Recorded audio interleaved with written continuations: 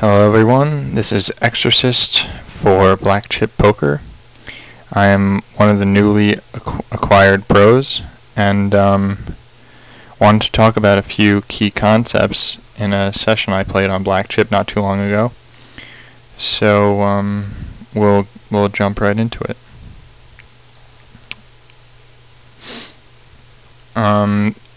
First hand we're going to talk about is this King Jack of Hearts hand. I'm playing 1-2, no limit, full ring, and in this spot, for those of you who don't know, this is going to be called an isolation raise. The reason why is because I'm in position. We have an under the gun limper, and it just benefits you to build pots in position with playable hands, and that's exactly what I have, and that's exactly what I plan on doing. Usually here I'd make it somewhere around 9. The small blind, the big blind would fold, and the under the gun guy would call. So I'll play the video here, and I do go ahead and make it 9. Small blind folds, big blind big blind's thinking about it, gives it up, and under the gun ends up calling. Now usually in this spot a lot of players will have like lower pocket pairs, like pocket 5s, pocket 4s, and stuff like that. Some people will limp under the gun with like an ace 10 or an ace 9 or whatever. But you need to think about what I'm representing here. I'm representing an ace. I raised. He doesn't know, well, he may know what I'm doing is an isolation raise, but the majority of players are just going to put me on ace-king or some high hand, and they'll just give up on a continuation bet, and it doesn't even have to be that much. So he ends up checking, and I'm going to bet this flop 100% of the time, and as you can see, I don't, $14 into 21, a little more than half, and that's really all you need to really take down a pot like this. If he doesn't have an ace, he's just going to throw it away, and that's what he ends up doing, and we win a small pot. So let's see, a few hands after that hand we come across King Jack in the big blind. You can see that barrel player still at the table, but he ends up folding.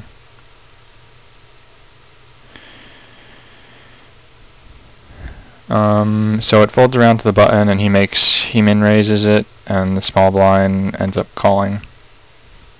Now in this spot, a lot of the times the button is not going to have anything.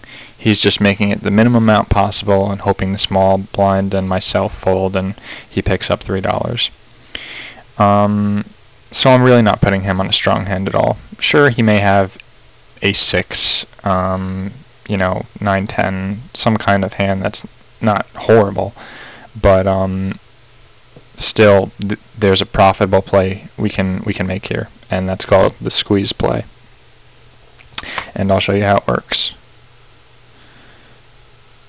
So the button min raises, small blind calls. Now it's up to us, and we're gonna re-raise here and put the pressure on the initial raiser.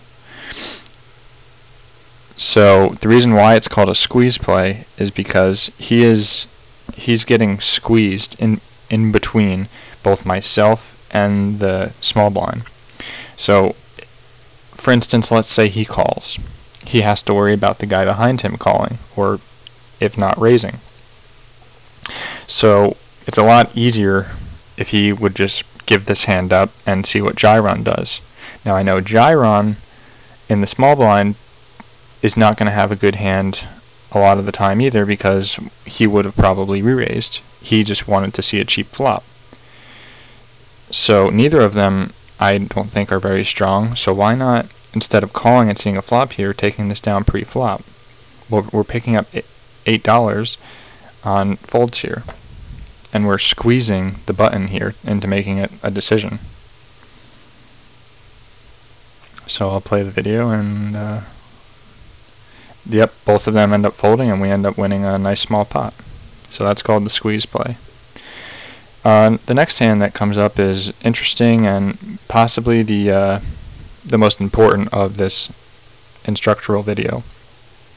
So we get 10 jack in early position, and some of you may not be, a lot of people I think are going to limp this hand or fold. I don't think a lot of people are really raising, and you have to raise hands like these because no one's expecting me.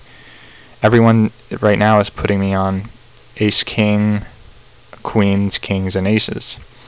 So if I were to hit like an 8, 9, 10 flop, or excuse me, a 7, 8, 9 flop, I can potentially get paid a lot of money if they're putting me on ace king, because they think I completely missed that flop when I got all of it. So we'll go ahead and play the video here. So pretty much don't be afraid to raise hands like 9, 10 and stuff in early position. So it ends up folding around to the small blind, who calls, and I think the big blind comes along also. And he does. Okay, wow, we get a dream flop. Everyone's at this point is putting us on ace king, possibly aces, kings, and they know I'm going to be scared of that flop. However, I hit it pretty hard. So the small blind checks, under the gun checks, and it's back to me. Now, bet sizing here is probably the most important thing you can do in this hand, because it's setting up the later streets and it's making them think that you don't have anything. If I were to bet $15 here, I'm probably not getting any action unless someone has a hand. So the key is to bet an amount that looks like you're scared. If you had aces in this spot, or ace king, you know, this flop is a little scary. What if someone has a jack? You're not going to feel comfortable putting in aces on this type of board. So I end up making it $8, which is exactly what I'm talking about. That bet is to make myself look weak and like I'm scared of that board. This bet could represent ace king, and I'm just trying to take it down. This bet could look like pocket aces, and maybe someone will make a move at it. And sure enough, we end up trapping the small blind. Now the hand is not over yet by any means. Sure, we could re-raise here, and two things will either happen. Well, obviously he's going to go with it and move all in, or he's going to fold. Now let's run through all the hands that he could have that beat us. Ace jack, king jack, queen jack. All of those hands are going to end up stacking us, because I don't think I'm ever folding here when we bet $8 to make it look like we don't have anything, and then we get action, which is exactly what we want. We can't fold now. Or pocket twos is the other thing. All of those hands are pretty much going to stack us, and it's going to be kind of a cooler. However, he could be bluffing in this spot a lot because it looks like we don't have much. So why are we going to raise when we could just call and let him continue on with his bluff if he wants to? If not, we're going to be going broke anyway if he has a hand. So I opt to just call here, and turn comes off, and it's a pretty good turn, because at this point the only cards I really don't want to see are another jack, an ace, a king, or a queen even. This 4 is not bad at all. Again, he does not know that we have a jack. He's not putting us on a jack, and it's nice that it also gives us a flush draw.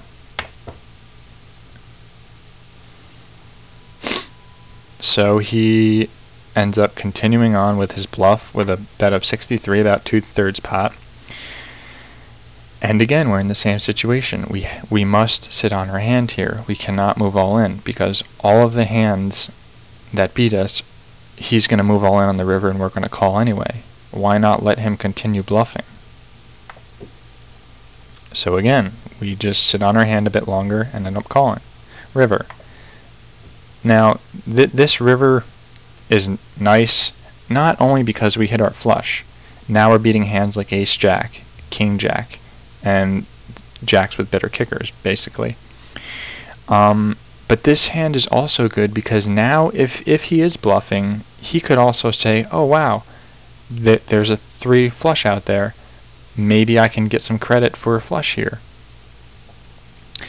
But we actually have a flush.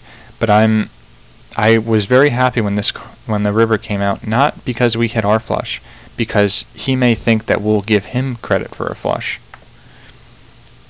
And he ends up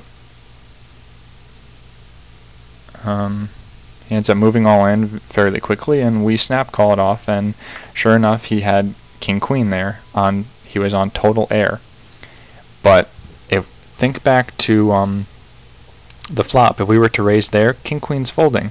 Think back to the turn. If we raise there, king queen's folding. The only way we're stacking this person is exactly the way the hand played out. And that's pretty much it. I hope everyone learned a thing or two, and everyone can use the skills learned just now at the tables. So good luck, everybody. This is Exorcist on Black Chip Poker signing off.